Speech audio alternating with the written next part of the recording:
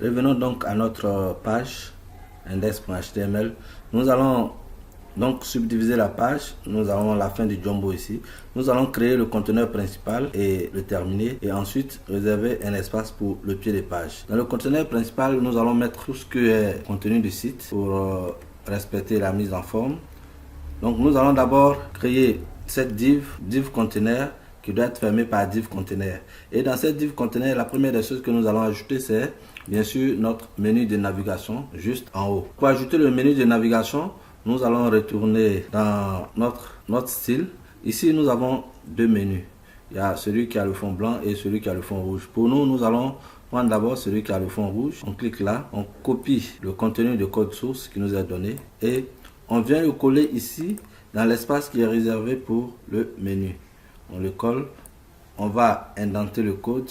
Là, on a quand même un menu. On va enregistrer, ensuite vérifier l'état de ce qui nous est donné. OK. Et ici, nous avons un menu. Ce qui va nous intéresser ici, c'est la personnalisation du contenu et des couleurs du menu. Pour nous, par exemple, ce bouton Submit ne va pas nous intéresser. Ce bouton aussi, Link, ne va pas nous intéresser. Donc, nous allons d'abord supprimer le bouton Link. Il est à la fin ici. Donc, nous allons prendre UL et UL. Vous pouvez commenter ou simplement supprimer ce bouton. Donc, on pourra actualiser. Vous regardez. Là, c'est parti. Supposons par exemple que nous voulons avoir ici un fond vert pour notre site, pour aller un peu vers les couleurs de l'UVCI. Nous pouvons par exemple le mettre en vert. Comment on va faire cela? Il faut retourner dans notre fichier bootstrap.css pour modifier cette fois-ci ce que nous recherchons. Comment savoir ce que nous recherchons? Quand nous revenons ici dans la classe nav, nous avons la classe principale qui est navbar et ensuite la classe qui suit qui est navbar inverse. Donc nous allons dans ce fichier là rechercher la classe navbar inverse et là on l'a, background color qui est cette couleur là et border color qui est cette couleur. Nous on va changer, donc c'est juste un commentaire que nous avons mis. Vous pouvez saisir ce code, mais l'ancien code on pourra le mettre ici en commentaire pour pouvoir le réutiliser si jamais on se rend compte qu'on avait fait une bêtise. Donc on a background color green, border color green. On va enregistrer ça et revenir cette fois-ci pour voir notre menu. OK, il est passé exactement en vert. Maintenant, on va passer à la personnalisation en fait du menu. Par exemple, ici, nous avons le texte branch. Nous voulons par exemple afficher ici l'icône qui va nous donner une case pour dire que on va retourner à l'accueil. Donc, on revient ici dans notre code, on peut fermer la recherche. Ici, branch, on va faire span class égale l'icône home. Et on ferme, on va tester pour voir ce que cela a donné. OK, là nous avons une case. Bien sûr que vous pourrez agrandir plus tard les caractères. Et donc ce qu'on va faire tout simplement, c'est d'agrandir tout ce qui est dans le navbar. Donc on va faire ici. On va utiliser la classe UL ici. On va mettre un style, font size, 2 points. On va mettre à 20 pixels pour voir l'apparence. Nous enregistrons. Et ici, on peut mettre par exemple nos activités ou actualités. Et ici, on peut ajouter par exemple qui suis-je. Alors, la personne auteur du blog se décrit. Et ici, on peut ajouter cette fois-ci cours et tuto. On va enregistrer tout ça. Retournez voir notre code et vous voyez un peu l'aspect que cela commence à prendre. Donc là on a qui suis, cours et tuto. Ici par exemple on pourrait ajouter un glyphicon qui représente une tête d'humain par exemple. Donc c'est glyphicon user, on pourra l'ajouter ici. On avait mis un glyphicon qu'on va copier rapidement. On prend celui-là, glyphicon user. Les glyphicons, vous allez vous habituer un peu à leur nom et tout ça plus tard. Donc ça ne vaut pas la peine de vraiment chercher à comprendre et à mémoriser les noms. Donc on va actualiser. Donc vous voyez ici qui suis-je. OK, donc on a ajouté des glyphicons pour symboliser l'actualité. On a ajouté encore un glyphicon pour symboliser l'utilisateur. Et bon, on a juste ajouté 2 points pour le menu déroulant. On va maintenant enregistrer, venir regarder ce que cela nous donne. Donc là, on a actualité, on a l'accueil, actualité, qui suis-je, cours et tuto.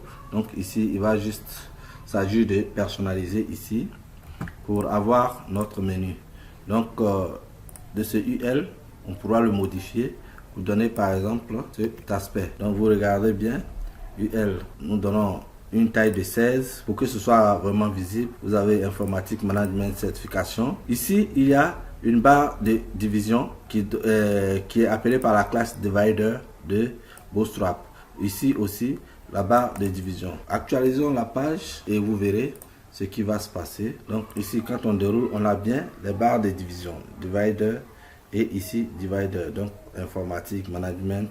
Ici, par exemple, vous pourrez vous amuser à changer la couleur de fond qui est ici ce rouge là en couleur verte et ici ajouter des glyphes icônes pour symboliser chacun de ces menus. Ok, donc nous allons nous attaquer maintenant à rendre ce bouton Submit, qui est le bouton d'envoi, beaucoup plus intéressant, et changer ici le contenu qui est Search. Dans le cours précédent de Placeholder, Placeholder, c'est cette information qui est affichée en dessous qui est Search. Donc nous allons plutôt l'écrire en français, rechercher. Rechercher, tout le monde sait déjà Placeholder ce que c'est, et nous allons saisir ici Go. Enregistrons et lançons notre affaire. Donc nous allons maintenant rechercher et Go. Mais ce bouton encore, il ne nous plaît pas trop bien. On va essayer de le modifier. Par exemple, la couleur, on peut la changer en prenant ici en compte les boutons. Par exemple, le bouton Warning, il est en violet. Donc nous allons essayer de dire que c'est un button Warning au lieu d'un button Default. Dès qu'on dit que c'est un button Warning, il va se transformer en couleur violette. Donc déjà nous avons ça. Ensuite nous allons utiliser peut-être l'icône de recherche qui est la loupe, la rendre encore plus intéressant. Peut-être on va prendre ici un glyph icon search. Ici on va mettre un glyph icon search cette fois-ci. Search. On va lancer pour voir. Ok, on a ce bouton glyph icon search ou Go. Donc voilà en quelque sorte notre menu.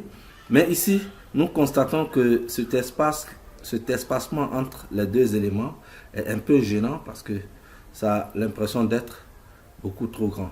Donc nous allons le réduire. Et le réduire, on peut agir sur le merging button de notre Jumbotron. Donc on va remonter dans le Jumbotron ici, padding bottom, on va ajouter margin bottom et on va essayer de le mettre à 10 px pour voir. Il y a les 2 points qui ont manqué. On va le mettre à 10 px pour voir. Nous allons donc actualiser. Voilà un peu quelque chose d'intéressant. Si 10 c'est encore beaucoup, on peut essayer 5 pixels. On essaie encore 5 pixels. Ok, là c'est encore plus intéressant et c'est encore bien visible. Donc en quelque sorte, voilà votre menu. Tout ce qui reste à faire, c'est de venir dans votre code et pour chaque élément de menu href, c'est d'ajouter la destination. Ici, on peut mettre un dièse ou comme on l'a vu avec le cours de HTML, laisser l'espace vide comme ça. Voilà, donc c'est à vous de voir. Voilà donc comment ajouter et personnaliser un menu avec Bootstrap. Vous voyez bien que ça va plus vite que de recréer les classes vous-même.